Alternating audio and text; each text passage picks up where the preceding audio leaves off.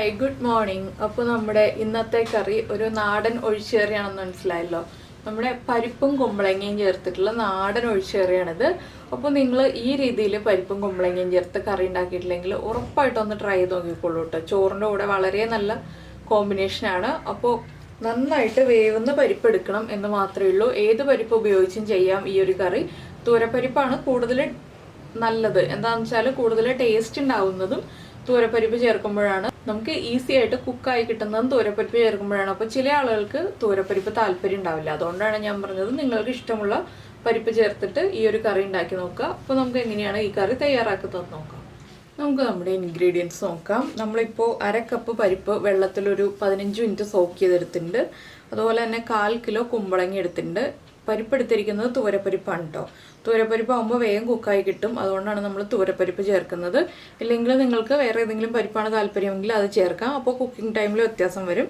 പിന്നെ ഒരു ചെറിയ തക്കാളി എടുത്തിട്ടുണ്ട്. അധികം വലിപ്പമുള്ള തക്കാളിയല്ല, ഒരു ചെറിയ തക്കാളിയാണ്. അതിലേക്ക് ഇട്ട് 2 പച്ചമുളക്. അതുപോലെ തന്നെ 1/2 കപ്പ് തേങ്ങ ചിരവിയത്. 1/2 കപ്പ് മതി കേട്ടോ തേങ്ങ ചിരവിയത്. ഒരുപാട് തേങ്ങ നമ്മൾ അരച്ചൊഴിക്കുന്നില്ല. ഇതൊരു ഒഴിച്ചുകറിയാണ്, പക്ഷെ ഒരുപാട് തേങ്ങ ചേർക്കേണ്ട ആവശ്യമില്ല. ആദ്യം നമുക്ക് ഈ പരിപ്പ് ഒന്ന് കുക്ക് ചെയ്യാൻ വയ്ക്കാം. പരിപ്പ് കുമ്പളങ്ങയും ചേർത്താണ് ഞാൻ കുക്ക് ചെയ്യാൻ വയ്ക്കുന്നത്. എന്താണെന്ന് വെച്ചാൽ പരിപ്പിന് കുക്കിംഗ് ടൈം കുറവാണ്. 2 വിസിൽ വരുമ്പോൾ പരിപ്പ് കുക്കായി കിട്ടും. അപ്പോൾ കുമ്പളങ്ങയും പരിപ്പും ഒരുമിച്ച് വെക്കാം. നിങ്ങളുടെ കയ്യിലുള്ള പരിപ്പിന് കുക്കിംഗ് ടൈം കൂടുതലാണെന്നുണ്ടെങ്കിൽ ആദ്യം പരിപ്പ് കുക്ക് ചെയ്യാൻ വയ്ക്കുക. അതിന് ശേഷം കുമ്പളങ്ങയും കൂടി ചേർത്ത് വയ്ക്കുക. അപ്പോൾ നമുക്കൊരു കുക്കർ എടുക്കാം. നമുക്ക് ആദ്യം നമ്മുടെ കുക്കറിലേക്ക് നമ്മൾ കട്ട് ചെയ്ത് വെച്ചിരിക്കുന്ന കുമ്പളങ്ങ ഉണ്ടല്ലോ. കുമ്പളങ്ങ അത്യാവശ്യം വലിപ്പമുള്ള പീസുകളായിട്ട് കട്ട് ചെയ്യാം നമുക്ക്. ഇല്ലെങ്കിൽ കുക്കറിലേക്ക് ഇടുമ്പോൾ വേഗം കലങ്ങി പോകരുതല്ലോ. അതുകൊണ്ടാണ് നമ്മൾ കുറച്ച് വലിയ പീസുകളായിട്ട് കട്ട് ചെയ്തിരിക്കുന്നത്. അതുപോലെ തന്നെ നമ്മൾ എടുത്ത് വെച്ചിരിക്കുന്ന പരിപ്പ് വെള്ളത്തോടു കൂടി തന്നെ ഞാൻ ചേർക്കുകയാണ്. എന്താണെന്ന് വെച്ചാൽ നന്നായിട്ട് കഴുകി വൃത്തിയാക്കിയ പരിപ്പാണ്. ഇനി ഇതിലേക്ക് 2 പച്ചമുളക് ചേർക്കുന്നുണ്ട്. നമ്മുടെ എരിവിനനുസരിച്ച് മുളക് കൂട്ടുകയോ കുറയ്ക്കുകയോ ചെയ്യാം. നിങ്ങൾക്ക് എരിവ് കുറവ് മതി എന്നുണ്ടെങ്കിൽ 1 പച്ചമുളക് മതി. ഇനി ഇതിലേക്ക് 1/2 ടീസ്പൂൺ മഞ്ഞൾപ്പൊടി, ഒരു 1/4 teaspoon Kashmiri chilli powder, 1/4 teaspoon മതി. പിന്നെ ആവശ്യത്തിന് ഉപ്പ്. നമ്മുടെ കുമ്പളങ്ങയ്ക്കും പരിപ്പിനും ആവശ്യമായിട്ടുള്ള ഉപ്പ് ചേർക്കുക. ഇതിലേക്ക് കുറച്ചുകൂടി വെള്ളം ചേർത്താലേ കറക്റ്റായിട്ട് കുമ്പളങ്ങയും പരിപ്പും മുങ്ങി കിടക്കുന്ന രീതിയിലാവുള്ളൂ. ഇനി നമുക്കിതൊരു 2 വിസിൽ വരുന്നത് വരെ കുക്ക് ചെയ്തെടുക്കാം. ഈ സമയത്ത് നമുക്കിതിലേക്ക് വേണ്ട അരപ്പും റെഡിയാക്കി എടുക്കാം. അപ്പോൾ നമുക്കിനി ഇതിലേക്ക് വേണ്ട അരപ്പ് നോക്കാം. അരപ്പിലേക്കായിട്ട് ഞാൻ 1 ഉള്ളി എടുത്തിട്ടുണ്ട്. അതുപോലെ തന്നെ നമ്മുടെ തേങ്ങ എടുത്തിട്ടുണ്ട്. ഇതിൻ്റെ കൂടെ നമുക്കിനി വേണ്ടത് ഒരു 1/2 ടീസ്പൂൺ നല്ല ജീരകം, നമ്മുടെ ക്യുമിൻ സീഡ്സ്. അപ്പോൾ നമ്മൾ തേങ്ങ ചേർക്കാതെയുള്ള കുമ്പളങ്ങ തക്കാളി പരിപ്പ് കറി നേരത്തെ ചെയ്തിട്ടുണ്ട് കേട്ടോ. ഇത് തേങ്ങ ചേർത്തിട്ടുള്ള രീതിയാണ്. അപ്പോൾ നിങ്ങൾക്ക് തേങ്ങ ചേർക്കാതെയുള്ള രീതി മതി എന്നുണ്ടെങ്കിൽ ആ വീഡിയോ ഒന്ന് കണ്ടു നോക്കൂ. കുമ്പളങ്ങ പരിപ്പ് കറി നീതസ് ടേസ്റ്റ്ലാൻഡ് എന്ന് പറഞ്ഞ് സെർച്ച് ചെയ്തിട്ടുണ്ടെങ്കിൽ ആ വീഡിയോ കിട്ടും. അപ്പോൾ ഇനി നമുക്കിനി ഇതിലേക്ക് വെള്ളം ചേർത്തിട്ട് അരച്ചെടുക്കാം. അപ്പോൾ നമ്മൾ നമ്മുടെ തേങ്ങയും ജീരകവും ചേർത്ത് നന്നായിട്ട് അരച്ചെടുത്തിട്ടുണ്ട്. ഞാൻ കുറച്ച് ലൂസായിട്ടാണ് അരച്ചെടുത്തിട്ടുള്ളത് വെള്ളം ചേർത്തിട്ട്. ഇനി അത് നമുക്ക് മാറ്റി വയ്ക്കാം. അതുപോലെ തന്നെ നമ്മുടെ തക്കാളി ഒന്ന് കട്ട് ചെയ്ത് വയ്ക്കാം. അപ്പോൾ നമ്മുടെ കുക്കറിൻ്റെ കംപ്ലീറ്റ് പ്രഷർ പോയിട്ടുണ്ട്. ഇനി നമുക്ക് തുറക്കാം. നന്നായിട്ടൊന്ന് ഇളക്കി കൊടുക്കുക. അത്യാവശ്യം വെള്ളമൊക്കെ ഉണ്ട്. ഇനിയിപ്പോൾ വെള്ളം ചേർക്കേണ്ട ആവശ്യമില്ല. ഇതിലേക്ക് നമ്മൾ കട്ട് ചെയ്ത് വെച്ചിരിക്കുന്ന തക്കാളി ചേർക്കാം. ഇനി നമുക്ക് തക്കാളി ചേർത്ത് ഒരു 2 മിനിറ്റ് ഒന്ന് തിളപ്പിച്ചെടുക്കാം. എന്താണെന്ന് വെച്ചാൽ തക്കാളി ഉടഞ്ഞു പോകേണ്ട ആവശ്യമില്ല. തക്കാളി ഒന്ന് കുക്കായി വന്നാൽ മതി. ഒരുപാട് ഓവർ കുക്കാവുണ്ട്. നമ്മുടെ പരിപ്പൊക്കെ ഇതുണ്ടോ നന്നായിട്ട് ഉടഞ്ഞു വന്നിട്ടുണ്ട്. അപ്പോൾ നമുക്ക് തക്കാളി ഒന്ന് കുക്കായി വരുന്നത് വരെ വെയിറ്റ് ചെയ്യാം. അപ്പോൾ നമ്മൾ തക്കാളി ചേർത്ത് തിളപ്പിക്കാൻ വെച്ചിട്ട് ഒരു 2 മിനിറ്റായി. ഞാനൊന്ന് പകുതി അടച്ചു വെച്ചിരിക്കുകയായിരുന്നു കേട്ടോ. ഒന്ന് കംപ്ലീറ്റ് തുറന്ന് വെച്ച് തിളപ്പിക്കുന്നതിനേക്കാൾ വേഗം കുക്കായി കിട്ടും നമ്മുടെ തക്കാളി. ഒന്ന് പകുതി അടച്ചു വെച്ചിട്ട് കുക്ക് ചെയ്യുകയാണെങ്കിൽ വെയിറ്റ് ഇട്ടിട്ട് അടച്ചു വെക്കരുത്. ഇനി നമുക്കിതിലേക്ക് അരപ്പ് ചേർത്ത് കൊടുക്കാം. അപ്പോൾ ഫ്ലെയിം കുറച്ചിട്ട് വേണം അരപ്പ് ചേർക്കാനായിട്ട്.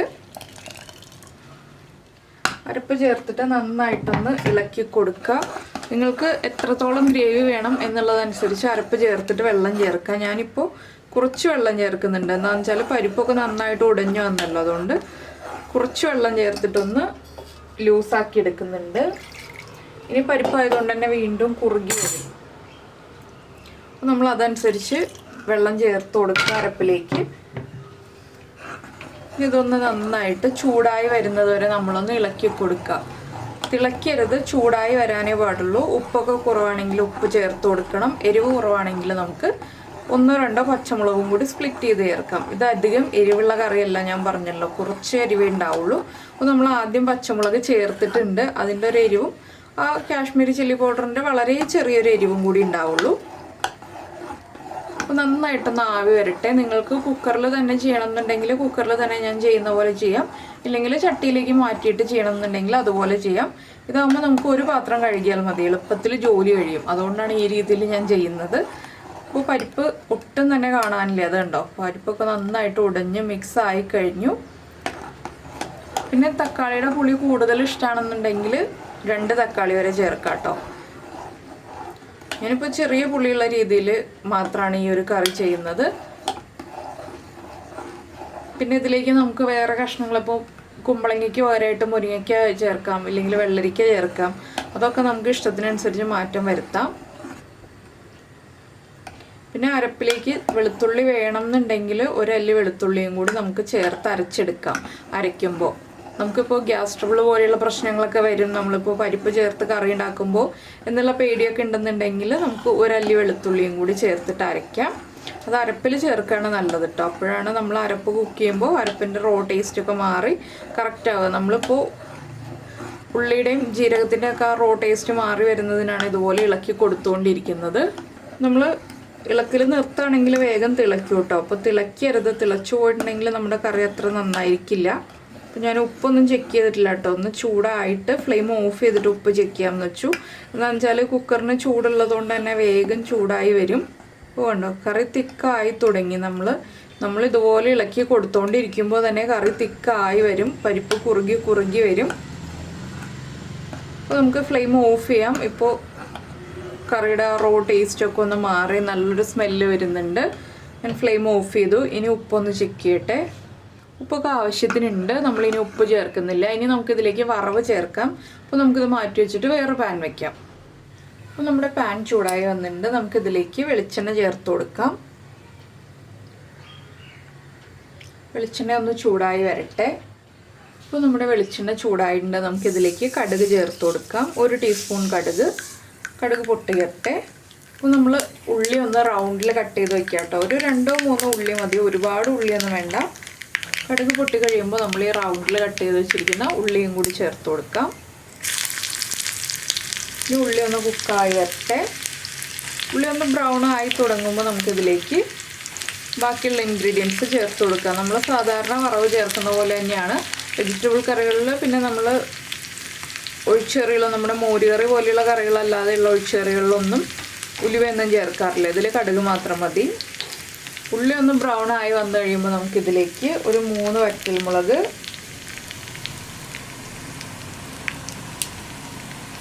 അതുപോലെ തന്നെ കുറച്ച് കറിവേപ്പില ഇത്രയും ചേർക്കാം. ഈ വറ്റൽമുളകും കറിവേപ്പിലയും ഒന്ന് കുക്കായി വരുമ്പോൾ നമുക്കിത് കറിയിലേക്ക് ചേർത്ത് കൊടുക്കാം.